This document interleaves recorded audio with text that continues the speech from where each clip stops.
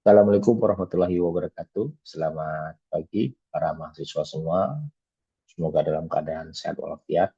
Bertemu lagi dengan saya, Pak Yudi ya, yang mengampu mata kuliah Teknik Penulisan dan Publikasi Ilmiah di semester 2 ini.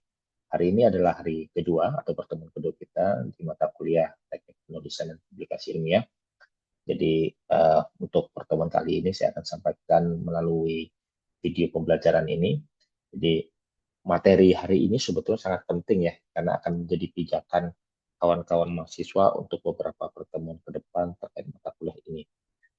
Seperti yang saya sampaikan kemarin bahwa di mata kuliah teknik penulisan dan publikasi ilmiah ini ada beberapa hal yang kemudian nanti akan menjadi concern. Salah satunya adalah concern terkait plagiarisme. Nah, ini yang kemudian menjadi catatan kemudian bagi kami, saya sama Mbak Aya ya sebagai pengajar di mata kuliah ini dan mahasiswa semua yang kemudian akan menjadi uh, user dari mata kuliah ini ke depannya. User dalam artian ya nanti kawan-kawan mahasiswa akan menggunakan ilmu yang sudah didapatkan dari kelas mata kuliah teknik penulisan dan publikasi ilmiah ini ke aplikasi uh, mungkin dalam menulis karya ilmiah atau skripsi atau artikel-artikel lainnya.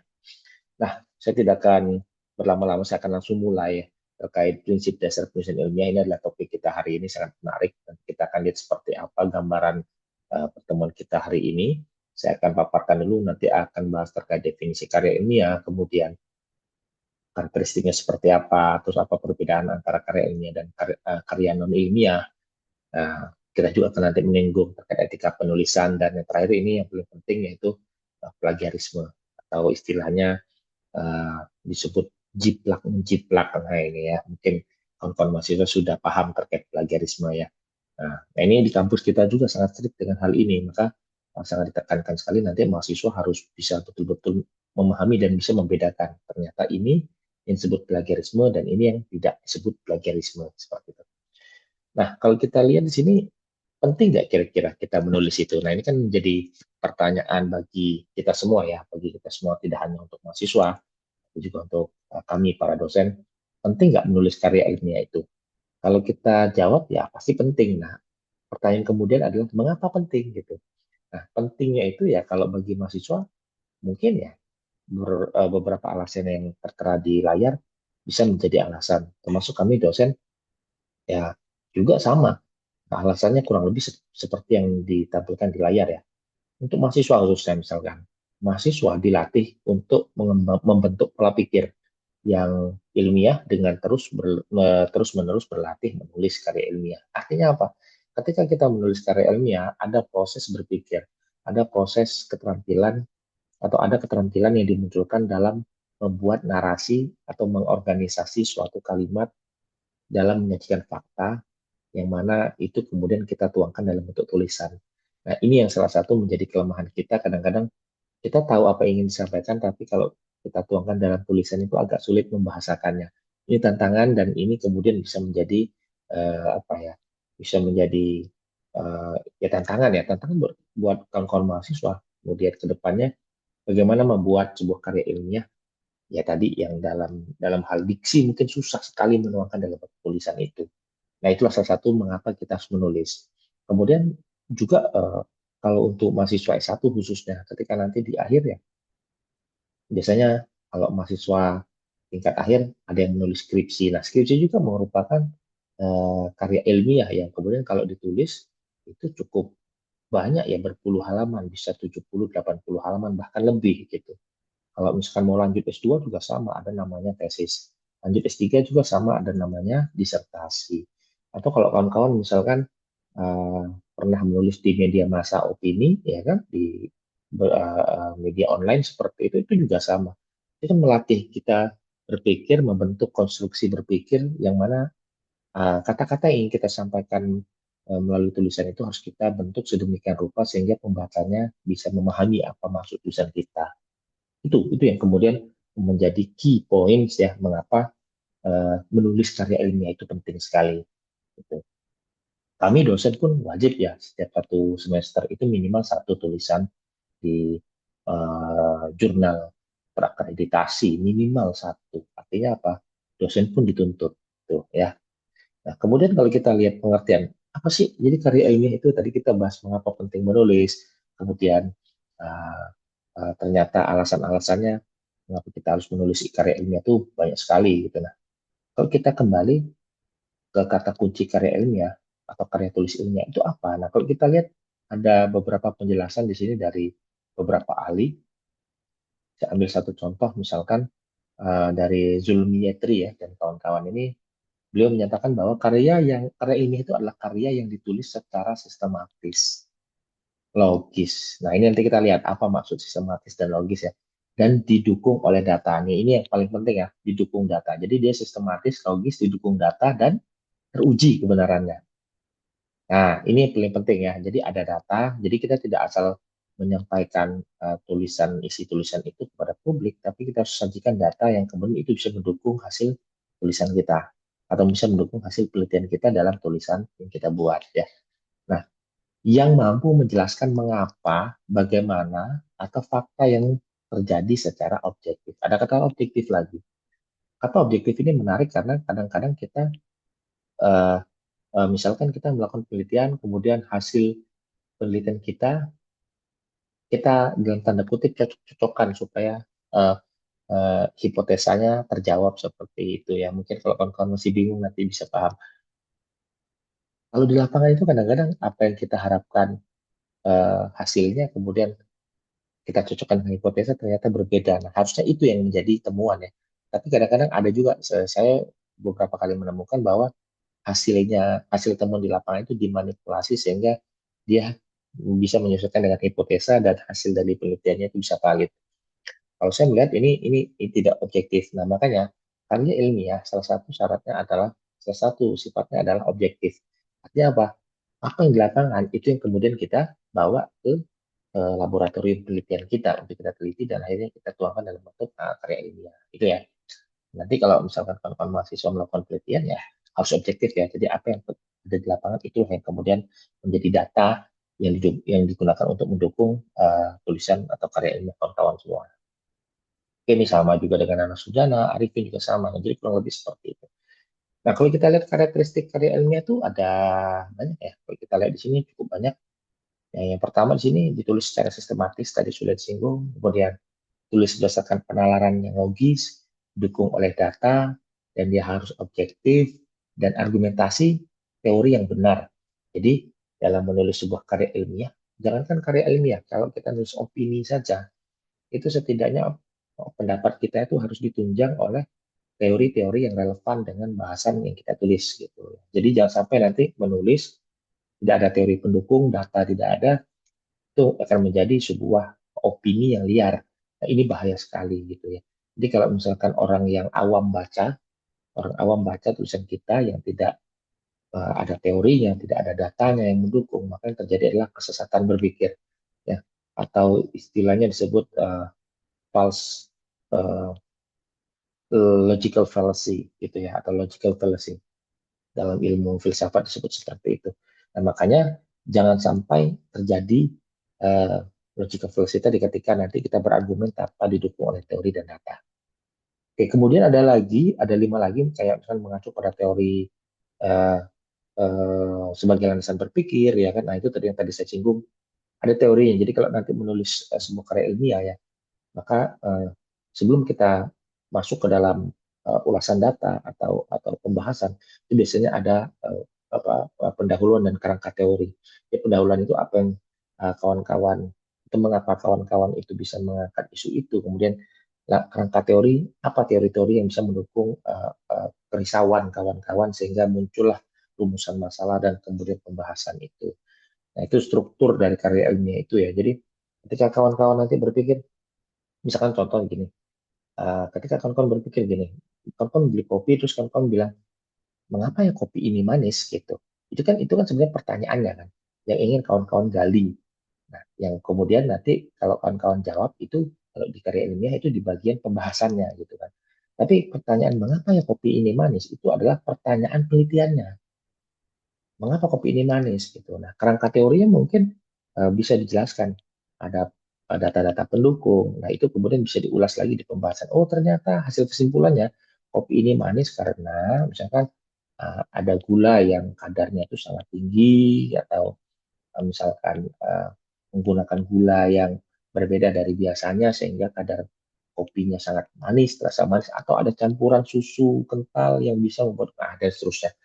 Kira-kira analogi sederhananya seperti itu ya. Jadi ada teori-teori yang kemudian bisa mendukung penelitian kawan-kawan. Lugas, logis, efektif, efisien ini kurang lebih sama. Jadi dalam penulisan karya ilmiah, kalimat verbose istilahnya, atau eh, apa ya, mubazir kata-kata ya, verbose itu. Jadi kayak yang sampai kata-kata itu berulang, akhirnya menimbulkan kalimat-kalimat yang tidak efisien. Sehingga kita perlu efisiensikan kalimat, sehingga orang mudah memahami nanti. Dia tidak berulang-ulang, sudah disebutkan di paragraf 1, diulang lagi di paragraf 3, diulang lagi di paragraf 5. Yang terjadi adalah membaca jadi tidak fokus, tidak concern dengan apa yang kita ingin sampaikan, seperti itu. Objektif tadi sudah saya sampaikan, dan yang terakhir adalah sistematis. Ya, sistematis sesuai dengan prosedur ya. Sistematis ini prosedur. Kalau kawan-kawan menulis artikel jurnal ya sesuai dengan prosedur yang diberikan. Kalau artikel jurnal kan memiliki template yang berbeda-beda. Nah, template misalkan di jurnal berumpun fisik, dia punya template A, kemudian di jurnal Society Sosiologi, dia punya template B. Itu tidak sama. Di jurnal kampus-kampus ada ratusan jurnal OJS ya, Open Journal System, itu yang template-nya berbeda-beda, pokoknya berbeda-beda, eh, kerangkanya berbeda-beda juga. Jadi eh, ini yang harus kita juga ketahui ya, seperti itu. Jangan sampai nanti kita mislead dengan karakteristik ilmiah ini. Nah, kalau kita lihat perbedaan karya ilmiah, kan ada karya ilmiah, artinya ada karya non ilmiah. Nah, kita lihat perbedaannya ya. Nah, kalau kita lihat di sini ada kiri itu karya ilmiah, kanan itu non ilmiah ya. Jadi kalau karya ilmiah pasti penulisannya formal, akademis, gitu, akademik gitu ya maksudnya. Kemudian kalau non ilmiah biasanya lebih santai, ngalir, kemudian tidak terlalu uh, kaku seperti itu ya. Nah, kalau dia karya ilmiah juga, ya sifatnya harus objektif dan faktual. Faktual itu artinya sesuai fakta dan terbaru gitu. Nah, fakta yang ada seperti apa? Faktual dalam bahasa Inggris juga bisa artinya yang terbaru, atau istilah dalam penulisan ilmiah itu novelty atau kebaruan, seperti itu. Kalau non ilmiah itu sifatnya bisa subjektif dan fiktif. Jadi subjektif menurut apa yang menurut pandangan kita, seperti itu ya. Jadi kita bisa memberikan penilaian sendiri. Kalau karya ilmiah kan tidak. Walaupun penilaian kita seperti ini, tetapi kalau datanya bilang B gitu ya, ya harus datanya yang kita diskusikan di bagian pembahasannya, yang kita ulas, seperti itu. Nah, kalau karya ilmiah tidak mampu merangsang imajinasi pembaca. Nah, kalau non ilmiah mampu merangsang imajinasi pembaca. Contohnya apa ya? Kayak cerita-cerita, misalkan contohnya cerpen gitu ya. Itu kan kita sambil baca novel seperti itu. Nah, kita kan misalkan baca novel, atau baca cerita-cerita fable gitu ya. Cerita fable itu cerita sejenis naratif tapi yang uh, karakternya itu ada hewan-hewan gitu ya. Misalkan singa says, atau singa berbicara kepada kodok, kodoknya bilang apa, singanya bilang apa. Ya, kita bisa mengimajinasikan narasi dari dari alur ceritanya, dan seperti itu. Kalau karya ilmiah pasti kesannya kaku, karena dia ada struktur-struktur yang sudah bersistematis gitu ya. Jadi kita tidak bisa mengimajinasikan dengan nalar kita, seperti itu, karena dia mengulas secara fakta, kemudian secara data. Nah, oke. Nah, kemudian biasanya ditulis untuk kepentingan umum, itu untuk pribadi, itu karya ilmiah. Tapi kalau untuk non ilmiah ditulis untuk seni, memenuhi kepuasan batin penulis. Jadi kalau penulis-penulis novel itu biasanya kan kalau dia gelisah itu kan dia nulis kemudian jadilah karya. Raditya Dika itu stand up komedian, dia bilang orang stand up itu lahir dari keresahan. Jadi itu seni juga tuh. Tapi kalau non ilmiah ya, kalau kita tuangkan dalam bentuk skrip ya, skrip-skrip stand up komedi itu masuknya ke non ilmiah gitu. Karena gaya penulisannya sastra dan artistik sekali gitu, dan mereka sangat subjektif gitu. Kalau kawan-kawan pernah nonton di Netflix-nya Mensrea gitu ya, itu apa yang disampaikan Panji, apa yang disampaikan Dani Beler ya, ya itu semua subjektif sekali, itu menurut pandangan mereka, menurut keyakinan mereka. Itu bahasa yang sering diulang-ulang ya. Seperti itu. Kalau diskripkan, kita buat menjadi bentuk tulisan, itu masuknya non ilmiah. seperti itu ya, karena dia subjektif sekali. Dan itu ya apa ya, dia memberikan pendapat menggunakan bahasa yang mudah dipahami dan bisa kita imajinasikan gitu ya. Nah, itu sangat subjektif kalau non ilmiah. Nah, dalam penulisan ilmiah itu ada namanya etika. Jadi ada etika ya. Jadi kalau kita etika tahu ya, etika itu tata cara. Kalau kita bilang itu adab lah ya, adab dalam menulis ya. Nah, kalau kita lihat di sini etika itu yang berkaitan dengan sikap yang harus kita terapkan ketika penulis menghasilkan atau mempublikasikan sebuah tulisan ilmiah. Nah, kalau kita lebih jauh lagi ya, kalau kita lihat etika-etika itu misalkan apa? Kejujuran, bebas dari plagiarisme atau penjiplakan, menjunjung hak cipta, keabsahannya harus ada, tepat dan konsisten. Konsisten itu banyak arti ya, tepat juga misalkan datanya akurat, tidak, itu kan keabsahannya itu benar enggak gitu. Ya, kemudian ya tadi jujur itu tadi yang merupakan sifat dari objektif ya, karakteristik dari karya ilmiah itu salah satunya adalah objektif, maka dia harus jujur memberikan data. Ini saling bertalian semua sebetulnya, ya kan? Nah, kalau kita lihat pelanggaran-pelanggaran dalam karya ilmiah itu banyak sekali ya kalau kita lihat. Etika penulisan yang dilanggar. Ini yang maksud saya jangan sampai nanti mahasiswa ketika nanti menulis karya ilmiah, ya, baik itu jurnal, skripsi, hal terkecil deh misalkan makalah gitu ya, hindari pelanggaran-pelanggaran yang ada di layar. Misalkan apa? Plagiarisme ini yang menjadi penekanan saya di sejak awal ya, plagiarisme. Mending nulis sendiri, mending jawab sendiri daripada jiplaknya temannya walaupun bagus. Ya. Kemudian fabrikasi. Fabrikasi ini dalam bahasa Inggris artinya memalsukan gitu ya. Fabrication gitu, pemalsuan atau ya artinya mengada-ada data. Jadi datanya tidak ada, diada-adain jadi fiktif datanya. Yang harusnya datanya cuma 5 orang misalkan, ternyata jadi 10 orang. Itu kan fabrikasi. Dan itu melanggar etika dalam penulisan ilmiah ya. Falsifikasi. Ya tadi falsifikasi artinya datanya itu harusnya seperti ini diubah-ubah, dicocok-cocokkan sehingga supaya hasil penelitiannya valid gitu. Ini juga satu gerbong ya fabrikasi falsifikasi. Nah, penggunaan data secara berulang pada 2 artikel, jangan sampai nanti artikel satu sudah terbit, kemudian mau terbit lagi artikel yang kedua, dipakai lagi data yang sebelumnya dipakai untuk yang artikel kedua. Ini nggak boleh. Jadi kalau sudah terbit sekali, cukup. Tuh, jangan dipakai lagi. Boleh, tapi untuk pembanding saja. Misalkan pada penelitian terdahulu, gitu misalkan ya, eh, pada penelitian saya yang terdahulu terkait ini, hasil penelitian berupa bla bla bla bla. Nah, di penelitian saat ini apa yang dikaji? Nggak boleh sama. Publikasi ganda juga tidak boleh, publikasi ganda. Jadi banyak sekali masalah karena diuber-uber mau publikasi ya, jadi dia sebar artikelnya itu kemana-mana misalkan ke jurnal A, jurnal B, jurnal C, ya biar dapatnya yang mana ya itulah yang duluan publis itulah yang diklaim. Ternyata tiga-tiganya misalkan, tiga-tiganya bilang oke, okay. Ya tiga-tiganya bilang oke okay, dan tiga-tiganya publis misalkan. Nah ini kan jadi masalah juga karena satu artikel terbit di berbagai platform OJS. OJS itu platform online jurnal seperti itu. Nah ini uh, sangat melanggar sebetulnya ya, kan tidak boleh gitu. Ada lagi pemerasan tenaga peneliti atau pembantu peneliti ini biasanya dosen ya biasanya seperti itu.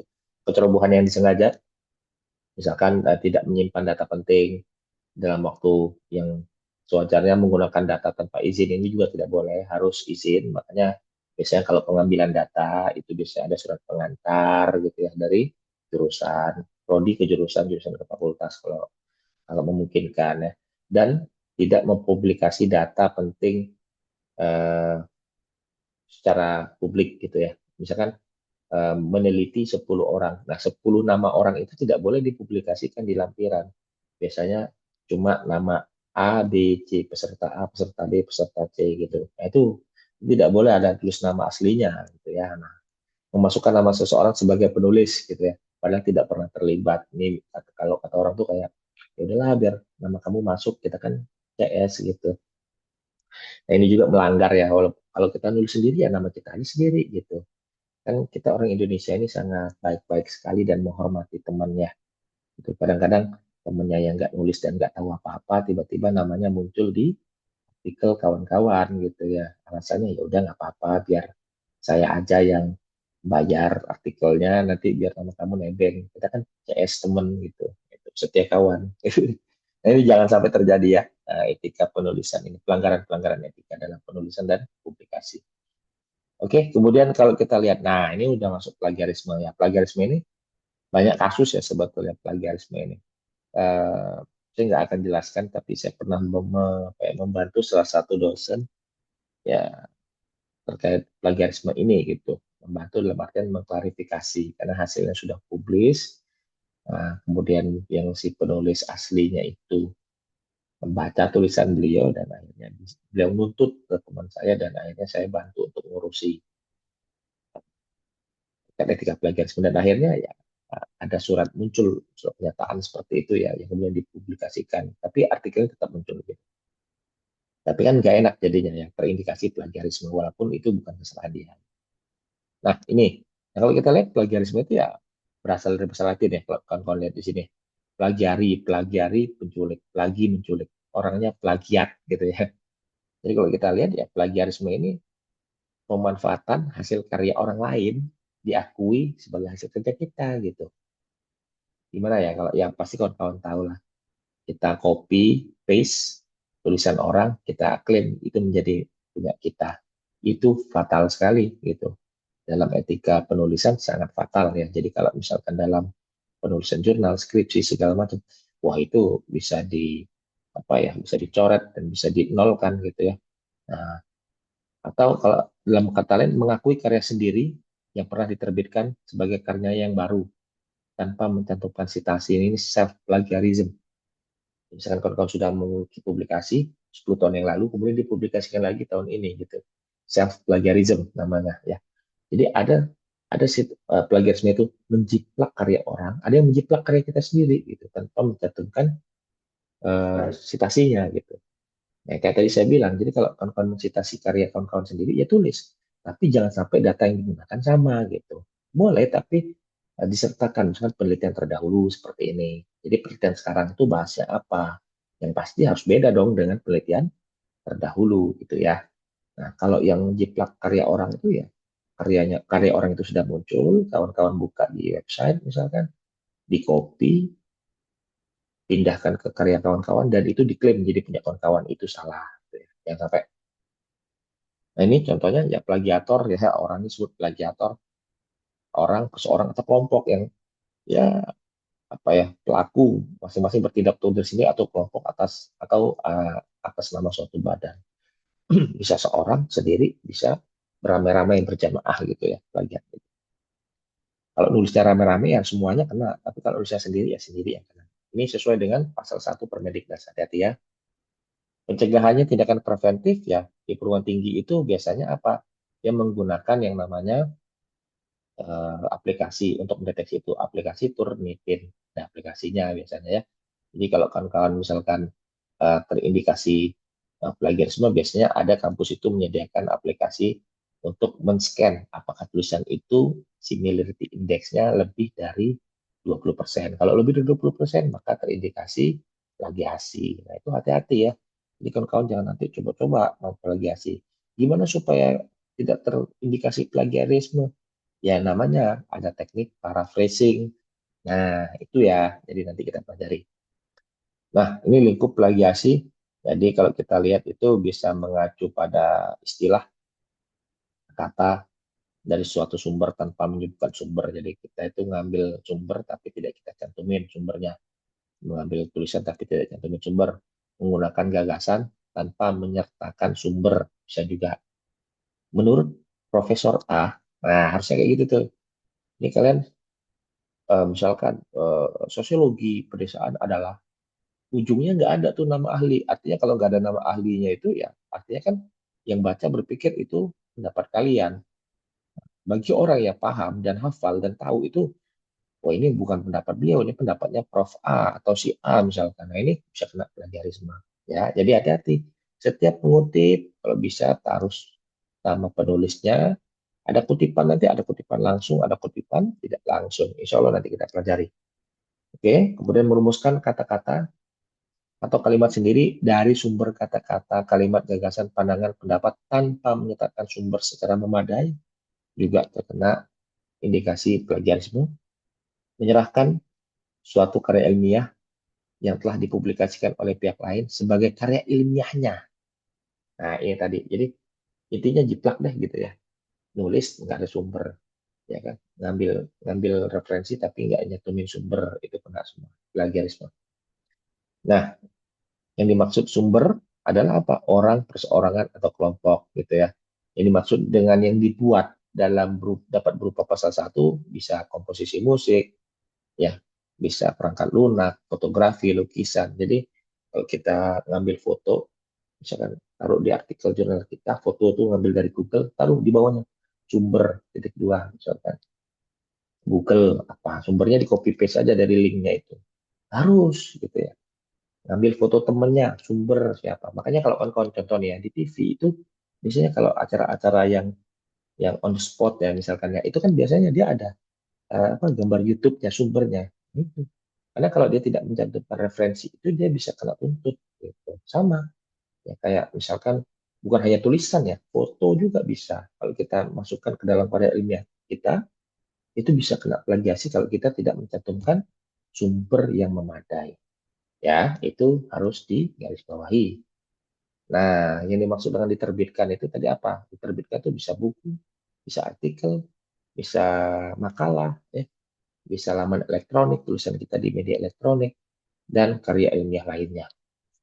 Gitu ya, yang masuk ke dalam karya ilmiah. Jadi wajib di apa, sertakan sumber-sumbernya yang memadai. Apalagi di buku, nulis buku, terus bibliografi daftar referensinya nggak ada orang-orang yang dikutip. Wah, siapa tahu. Nah, yang dipresentasikan tuh maksudnya apa? Ya dipresentasikan depan umum tanpa menyebutkan sumber, itu kena plagiasi. Ya, dipresentasikan di radio, di TV, atau di video digital, misalkan di YouTube, podcast, itu bisa kena juga kalau kita tidak menyebutkan sumber. Ya, nah ini jadi harus hati-hati.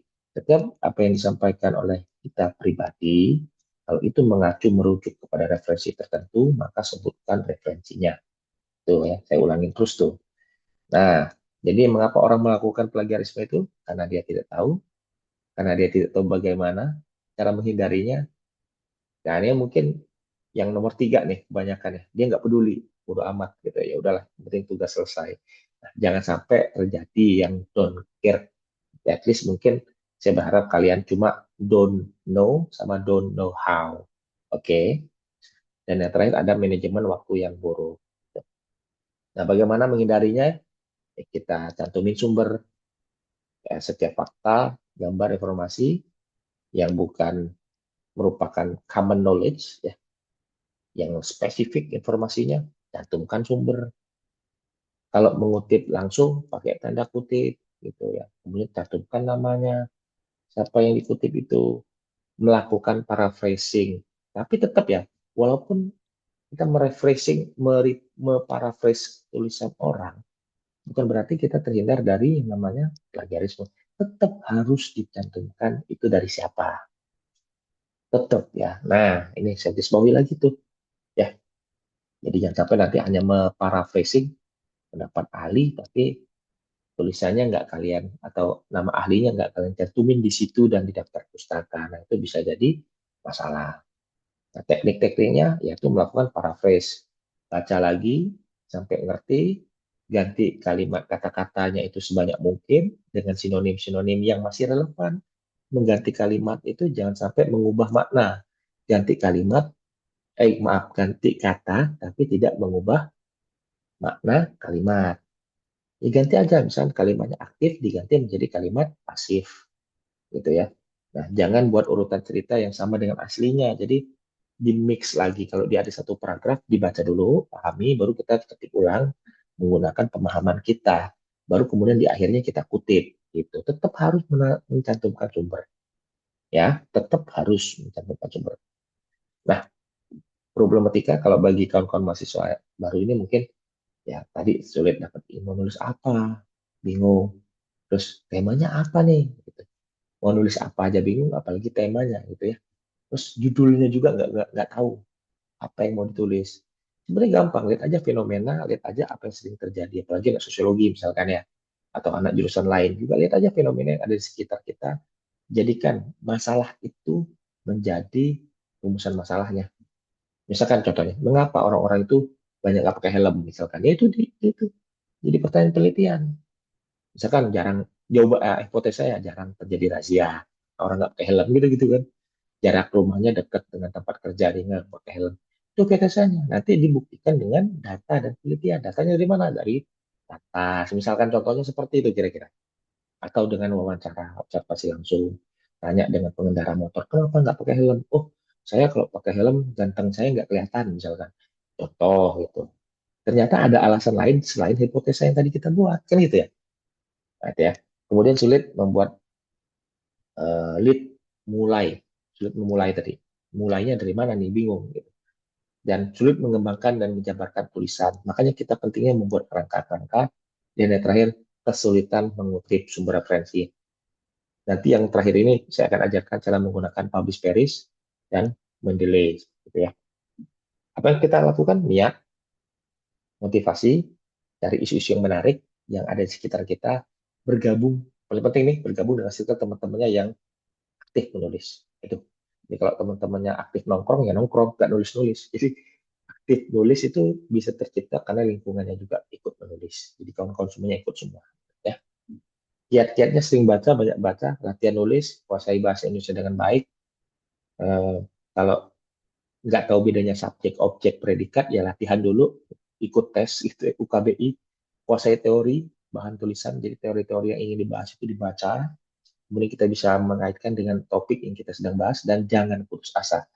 Jadi kalau misalkan nyoba gagal itu biasa, nyoba stuck, mau nulis apa, bingung, itu biasa. Nanti akan muncul sendiri pola-pola atau kerangka-kerangka pemikiran yang kemudian kalian akan mulai menulis dan akhirnya keterusan. Oke, nah segitu saja mungkin untuk pertemuan kita di Zoom. Agak cepat memang ya, tapi nanti bukan tidak menutup kemungkinan akan ada sesi tanya jawab. Saya akan buka sesi tanya jawab nanti ketika boleh di add link juga boleh, nggak masalah, nanti feel free ya untuk bertanya. Dan jangan lupa ada tugas terstruktur habis ini. Jadi jangan lupa dikerjakan dan dikumpulkan segera. Ya. Baik, itu saja mungkin untuk pertemuan kita kali ini. Nanti ada video kedua ya untuk pertemuan kedua. Jadi cukup banyak materi pertemuan kedua kita. Nanti saya akan kirim lagi videonya yang satunya lagi. Untuk video ini saya cukup sampai sini. Saya akhiri. Wassalamualaikum warahmatullahi wabarakatuh.